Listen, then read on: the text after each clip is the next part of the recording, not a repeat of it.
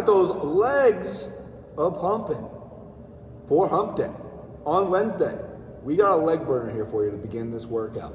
What we have is we're rotating through for 16 minutes. Got a few leg movements coming at you. We have 30 seconds per side of a lunge hold, so that isolation hold that we all know and love. Then 5 per side of a goblet side lunge. Then 7 per side of a rear foot elevated split squat, so Bulgarian split squats. And then 9 per side of our favorite, dead bugs. All right, and this one has a little bit of a switch up on you, so make sure you pay attention to that.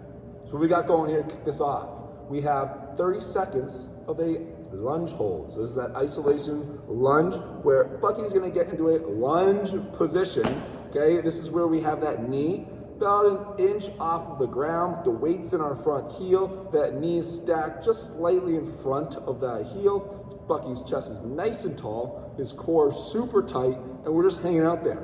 30 seconds. No, we're not. Ah. Once that is up, you just switch legs and then get right back into it with the other leg. Okay, obviously we want to get as close as we can to the ground, but that's going to be the hardest one if you're about an inch away. But if you go a little bit higher, it does make it a little bit easier. Pick a height that's going to get you through holding it for the full 30 seconds. Next, we have 5 per side of the goblet side lunges. So we're gonna go ahead and get that dumbbell or kettlebell, whatever weight you got, up in that front rack position. Stance is very wide here, okay? Toes can be pointed slightly out. Since we have a weight, we wanna keep our core super tight. This is a side lunge, okay? So we wanna make sure we're also keeping a tall chest the whole way through. So Bucky's gonna go ahead and shift his weight to the right, okay? Notice how that heel didn't pop up. The other foot, that toe can pop up, do whatever we want with it. As long as the heel's still playing on the ground, okay? It's all I care about is the other foot, that your weight is in that heel. You do not want it in the toe. Once you sink as low as you can into that side squat, okay, you wanna make sure you're holding it just for a quick second and then switching to the other side. All right, so again, when you're shifting that weight to either side, that weight has to stay in the heel, the side that you're leaning towards, okay? You're getting as low as you can and then rotating to the other side, all right? Just like any squat, it helps to take a nice deep breath in as you go into that squat, and then you're breathing out as you drive through that heel, pushing the opposite direction. So that's gonna be 5 per side. Next, you have 7 each side of that rear foot elevated split squat. To help you out here with your height, you want to pick something where you have your back foot on an elevated surface, either couch or box or bench, whatever you got, but the toe wants to be on the edge. You don't want your ankle touching the edge of whatever surface you're using. Notice how now, when Bucky sets up in the bottom, his knees stacked underneath his hips, his front foot is in a lunge position where he can comfortably get his heel planted on the ground, because now when he has the weight in his front rack position, his chest is super tall, and now all he doesn't worry about is driving through that front heel to a standing position. And then from there, we're just going right back down, almost like an elevator going straight down into that lunge position. The knee kisses the ground, and we're driving straight back up. Again, just like any other lunge position, you want that weight in your front heel. You never want it in your toe. Don't even think about it. Don't think about it.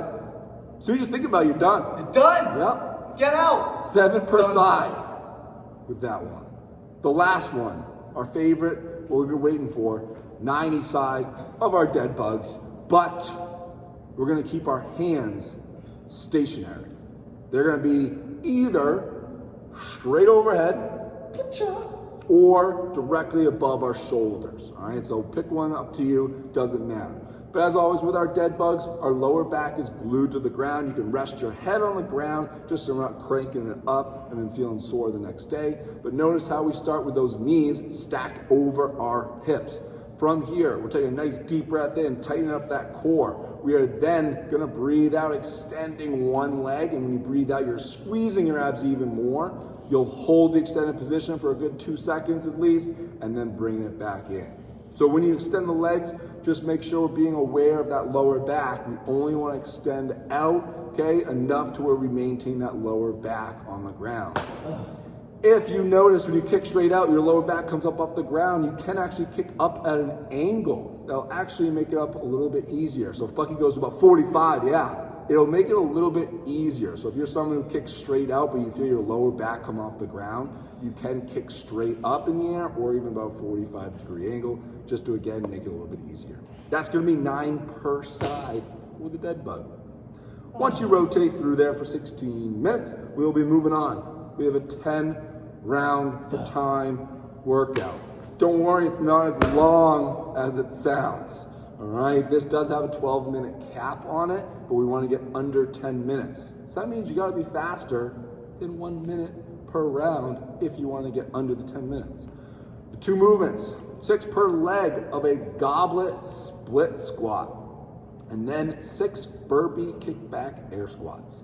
So 6 per leg of the goblet split squats. You are staying in the split position, so it is a lunge, okay, but we want to make sure, again, like always, that weight stays in the front heel, the chest stays tall, and the back knee kisses the ground. So you're choosing to do this with a weight that you can get 6 on one leg and then 6 on the other, nice and unbroken, because we want to be fast. All right, taking a deep breath in on the way down, breathing out on the way up. We'll keep that heart rate down, controlled the whole workout.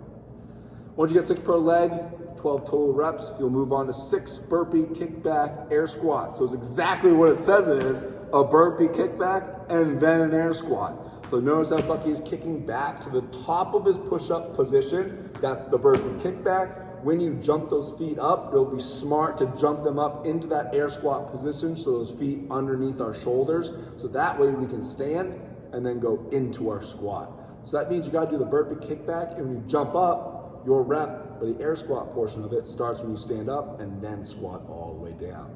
Bucky's gonna give us one more. Obviously. One perfect one. Kick back, stand, and then squat. All right, in that squat, just looking for, again, that slightly lean forward chest. Hips get below those knees with a nice active squat, keeping that core tight and the weight stays in those heels. All right, again, it's 10 rounds for time there. Have fun with this, get under those 10 minutes, and get through the rest of this week.